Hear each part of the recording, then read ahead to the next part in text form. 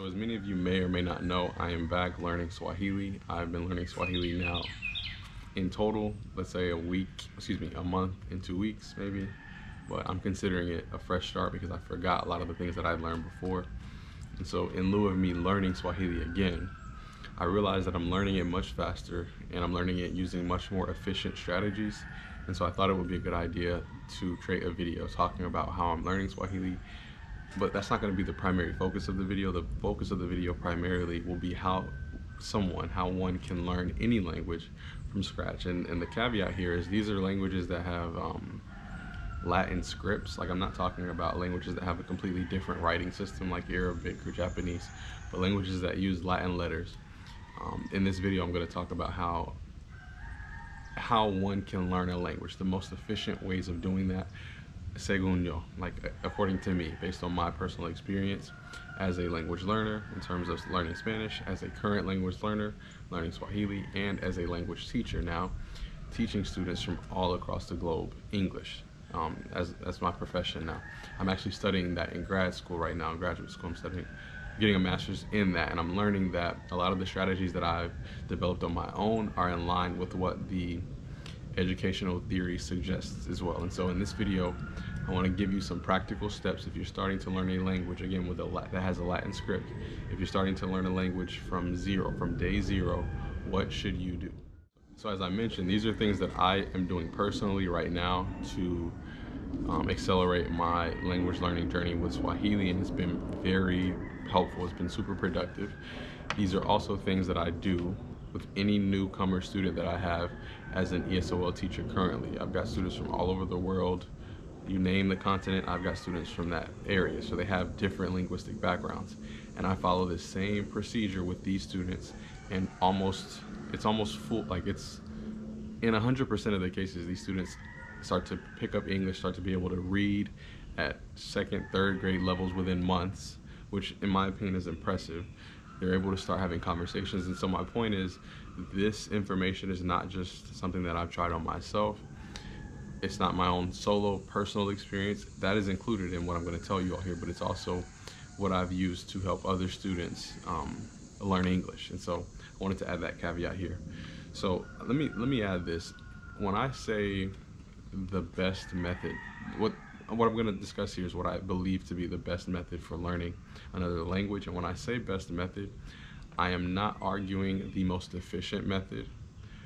That's a part of the criteria here, but it's not the foundation. Okay, I'm not basing this off of speed. I'm not basing this off of just how fast one reaches fluency. I'm not basing it off of anything like that. Those things solely, okay, those things are a part of the equation, but they're not the primary base of the equation in terms of why I came up with this strategy to pick up any language.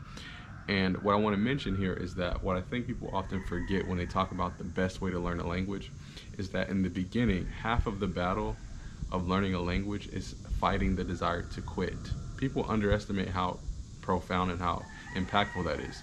It impacts your willingness to make mistakes. It impacts your willingness to study. So part of my prescription here involves things that can trick your brain to stay motivated, because it gives your brain little rewards of tangible improvements.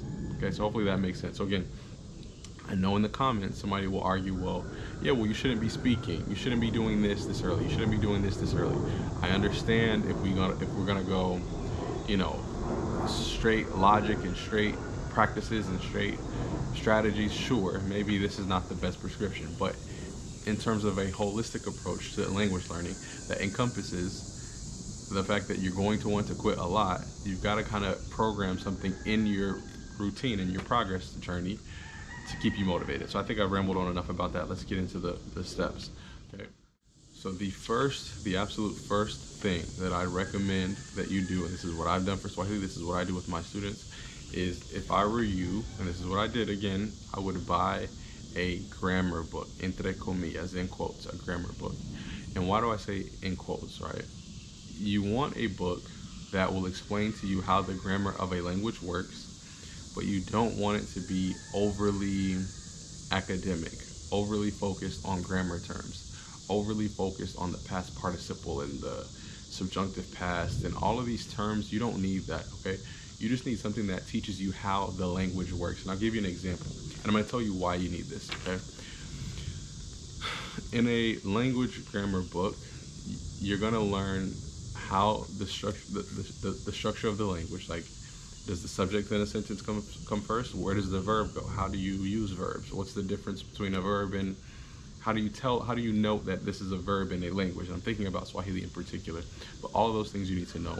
You need to know just how the language functions. Like certain languages, Spanish for example, the verb endings tell you the tense. In Swahili, the prefixes tell you the tense. The prefixes also have, I can't get into Swahili a lot, but my point is these things that you'll need to know about the language will be taught to you through a resource, a quality resource that's not grammar heavy. If I translate this to my personal students, that resource is me. I'm that book for them, but I'm saying us as independent language learners, you need a book like that to teach you how the language works. Again, I'll use another Swahili example. In Swahili, there are these things called noun classes. So if I want to say my child, I would say mtoto wangu. But if I want to say my, I don't know, my book, I guess, yeah, we can use my book. I'd say kitabu yangu. And if I made a mistake, I'm still early. Please forgive me, Swahili speakers, Kenyans and Tanzanians. But my point is, I wouldn't have known that change has to happen unless I had a book that explicitly explained that to me. So that's the first thing, get a quality resource. And what I'd recommend you do is 30 minutes, if you have the time, up to an hour a day.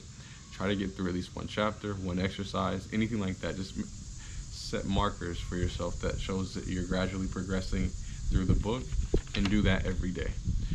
This is going to be your foundation for understanding how the language works, and that understanding is important. Just as I mentioned before, it's important to understand so you can start picking up on things.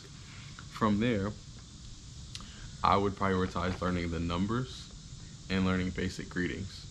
Good morning, good afternoon, good evening, good night, how are you, nice to meet you. Those things, just learn those, just memorize them.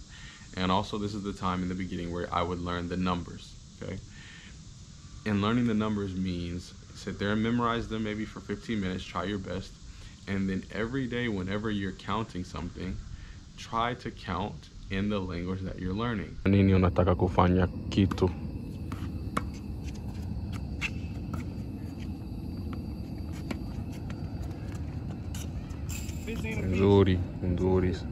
Nzuri sana. You said 15? Yeah. 15 is kumi na tano na kumi na tano. Okay, so, for example, I work out rather frequently. This afternoon, I'm going to go to a little small town in Georgia and hike a mountain near a lake. Well, when I'm hiking and when I'm counting the miles that I'm doing, I'm not going to say 1, 2, 3, 4, 5, nor will I say 1, 2, 3, 4, 5. I'm going to say moja, mbili, tatu, nne, tano. I'm going to count in Swahili so that I can begin developing the numbers in second nature. And I guarantee if you do something in your daily life frequently and you start using the numbers that you're learning in this language that you're learning, within a week and a half you have the numbers. I can tell you within a week and a half I was able to count to 100, no problem. If you tell me any number right now, let's say 37, de latini na saba, okay? I can say any number in Swahili at least from 1 to 1,000 right now simply from practicing that. So that's the next thing that you would need to do, numbers and greetings. From here, what I would tell you to do is I would begin reading basic books. Give me 1 second. So as I was saying, I would begin reading basic books designed for children, okay? And what you need to do is you need to couple this with the explicit grammar information that you're learning either through your book, or if you have a teacher, I'm going to mention that in a second. You don't need one, but in the beginning at least. But I'm going to focus on the book. Using the information that you're learning from the book, that grammar information, you're going to find, again, the grammar book, using that, the information that you're learning in that book, you're going to start reading basic children's books, super basic, like sentences that might have 3 words, okay? And you're going to start reading these and you're going to start decoding these using a translator, application. Google Translate is fine in the beginning. It's not the best, but it works in the beginning. And you're going to translate to try to decode and decipher what each page, each sentence is meaning. And what you'll start noticing is that you're seeing some of those grammar concepts that were introduced to you in the grammar book. They'll start coming up in your reading, and then they'll start to solidify. Punda milia saba wanakimbia kuelekea kwenye maji. Yuri wa nne, hapana. Yuri wa nane na samaki 9 wanaogelea kwenye maji. Yura wa nane means yura. Yura means frogs, plural, because that's the chi. I think that's wa nne is wanane is 8. Na samaki, and 9 fish. Na samaki 9. Wanaogelea, kuogelea is to swim. So 9 wanaogelea, to swim. They swim kwenye maji. Kwenye, like in the water. Kwenye maji. Let me hear what that sounds like. Yura wanane na samaki 9 wanaogelea kwenye maji. Wanaogelea kwenye maji. Simba moja ananguruma. Simba moja ananguruma. It's like one lion roars. Naye anataka kunywa maji. He also wants to drink water. Nani anaogo I don't know that. Sijui. Sijuije?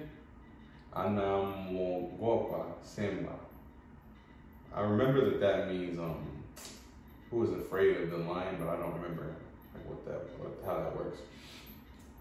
Let me hear what that sounds like. Simba moja ananguruma. Ananguruma. Naye anataka kunywa maji.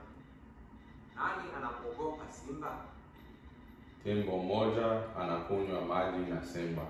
Tembo moja anakunywa maji na simba. Tembo moja anakunywa maji na simba. What you'll also notice is that through reading, you won't have to memorize words.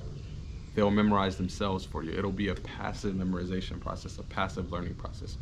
For example, if you read a children's book that's maybe 5 pages with super short sentences, if you do that for 3 days in a row, I guarantee, for most people with an average memory capacity, within about 3 days, you'll have that entire story memorized.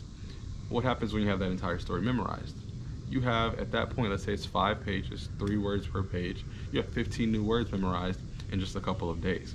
I can rattle off words to you all right now just from simply reading a small book in Swahili. Let's try. Let's think of some animals that I read about. Lion, Simba. Elephant, Temba. Giraffe, Twiga. Buffalo, Nyati. Samaki is fish. Kuenda is go. How do I even know this verb, right? Listen to this. Kunguruma. How do I know that? That means to roar. I did not study these words. I learned them just from reading a little short story 2 to 3 days in a row. It takes 5 to 10 minutes to read it. And doing that has taught me all of those new words. Well, when I go to the next story and I read the word, which I did last night, and I read the word moyo, and I think of and I learned that means heart. Well, now I have the word heart in my memory. You know what I mean? I didn't have to study it. So at this point, we have a few things going. We have, in our spare time, in our free time, where it's at the minimum spending 30 minutes a day on that grammar book.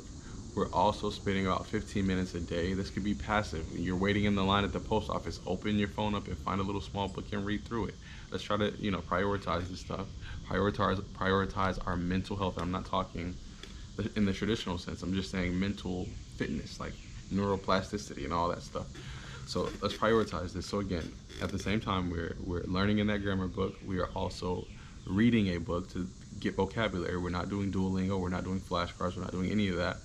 Because in my opinion, and this is again personal opinion, that leads to burnout and that leads to us wanting to quit.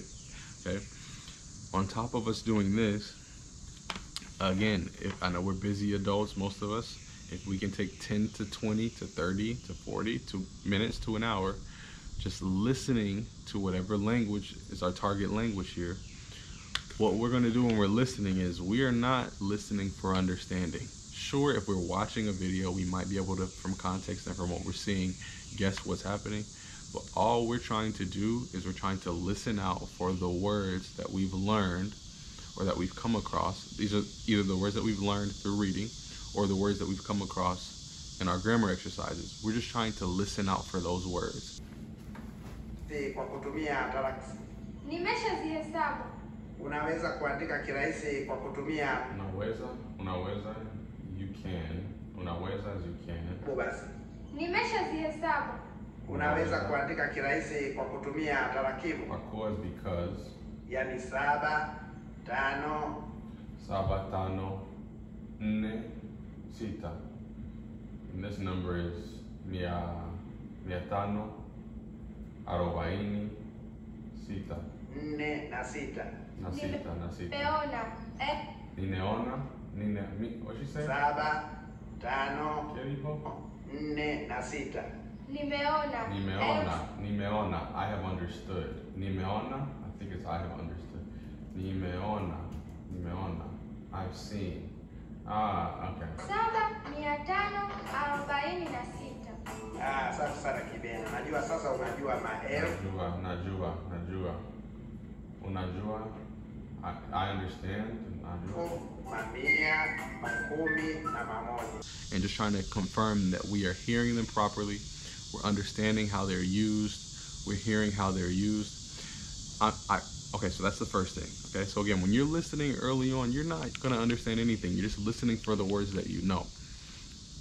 You also, during this listening process, want to listen out for any words that you just hear frequently over and over and over again. You just keep hearing the speaker in this target language saying that. For me, it was tafadali. Okay, I learned that the other day, and it's a basic word, but it means please. I didn't know that, but I just kept hearing them say tafadali. And so I just went in my translator, typed that in, and found out that tafadali means please, okay? And there are other words like that in Swahili as well that I've learned just by doing that. Kuishi, which I think is to feel. A lot of different words like that you'll learn. If you hear them a lot, you want to go ahead and start translating that in the translator while you're listening. So let's recap again. We got our grammar exercises, 30 minutes a day. We've got our reading, a children's book. This is all in the beginning, 10 minutes at minimum, 15, 20, 30 minutes a day.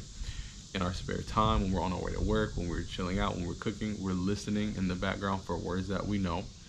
And on top of that, well, that is it in the beginning, okay? So again, we're just trying to pick out those words that we know, and that's that, okay? Once you have done all of these things for about a month and a half, 2 months, even 3 months, depending on the language, depending on your capacity, depending on how far you get, your progress, your time investment, all that kind of stuff. Once you get to a point where you're like, okay, I'm starting to understand how the language works, how it works, okay? What you can do, and as a matter of fact, let me go back. I want to add something really quick. I was privileged enough to find in Spanish audio repeat lessons, meaning, you know, the guy's name was Kieran Ball, I think a guy from the UK who had audio lessons for English speakers, where he basically would say in Spanish, to say it is 8 o'clock, you say son las 8. And he would explain why it works that way and how that works. And so in my free time, when I'm just in the time that most people would be spending scrolling on Instagram or watching some random, you know, cat videos, I would be listening to that. I found the same thing in Swahili. That's helping me a lot to understand how the language works from a completely different perspective, verbally, rather than me doing that from reading, okay? If you can find something like that, use that as well to supplement everything that you're doing. Now moving on. Once you've got all this ball rolling, it can be as early as 1 month, 2 months, 3 months. But when you start to have an understanding for how the language works, you need to find someone that speaks that language, and you need to start speaking with them.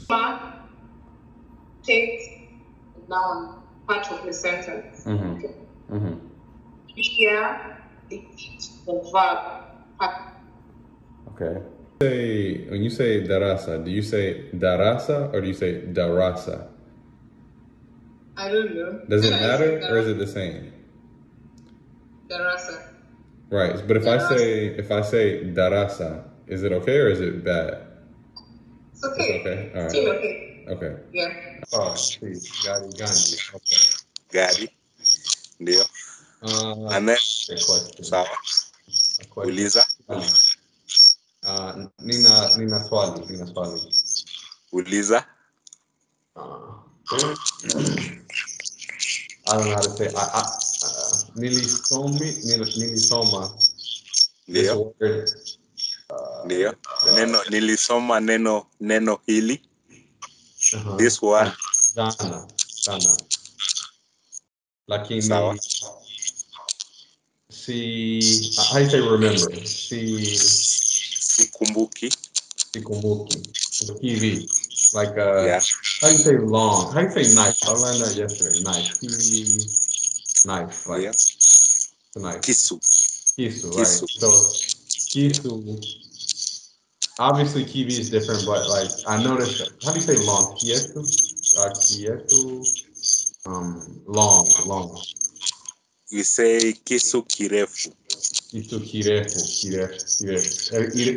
Yeah, refu. And so I noticed that what you're talking about, it's better to focus on the verb change versus the way the noun changes, actually. Yeah, it's better to focus on that. Yeah. And generally, when you're trying to speak Swahili sometimes, okay, and you are aiming to be understood, okay, sometimes you don't want to, like, you just want to be understood. For a case of traveling, most of nouns in Swahili, they take the form of easy. You have to when you're using CC in a sentence, me and you have to use to in between, like we were saying. Yeah. In between the verb, there's a way you can put to mean us. To us. Ndio. Ndio. Teknolojia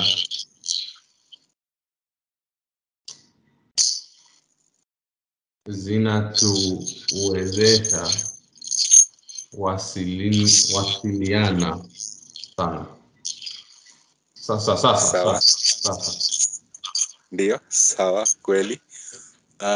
Teknolojia zinatuwezesha kuwasiliana sasa. Perfect, that's nice. Yeah. Asante sana. Okay. Mwalimu wangu. Karibu. Speaking this early is not necessarily an efficient use of your time. I've said that before. And I was wrong in saying that it's not an efficient use of your time, because it is. And I know I'm contradicting myself, but I'll explain. Speaking in terms of like just speaking in itself is not super helpful that early on, but what it does help you with is your motivation. Because for most of us, the tangible representation of progress in a language, for a lot of people, for a lot of us, we have to be honest, is speaking a language. Even when we say it, like even when we talk about learning languages, we say, I can speak French, I can speak Spanish. We don't say, I can understand Spanish, I can understand French. And so speaking this early and noticing your improvements in speaking this early will start to motivate you, because you'll start to realize like, oh, I can describe the things around me. I can tell someone to do something. I can say, nataka kula samaki leo. I want to eat fish today. Or nataka kuenda mjini. I can't remember which one it is. Mkahawani. Ninataka kuenda mkahawani. I want to go inside of the restaurant. I want to go in the restaurant. To me, that's the fun part of learning languages. And so, although I've only been learning Swahili for 2 weeks, returning, right? I learned it for a month in January, but coming back, it's only been 2 weeks. The fun part that's keeping me motivated is when I get onto my italki conversations or lessons, and I can speak with my tutors and say basic things, and they're like, good job, they understand, they respond to me in Swahili. That is helpful, again, for motivation, But these speaking practice opportunities are also going to develop your ear. They're going to help you develop your ear, okay? I'm all over the place, but I want to mention something about listening really quick before I get to the next step. And the next step is just going to be a rinse and repeat of this process. The things that you listen to, I'd highly recommend that they be standard in whatever language you're learning. For example, if you're learning Spanish, I would not recommend that you start with the Cuban accent. You need to start with a clear, crisp version of that language, and then you can progressively develop an ear for the variations of the standardized form of the language. And standardized is subjective, but we all get what I'm saying, right?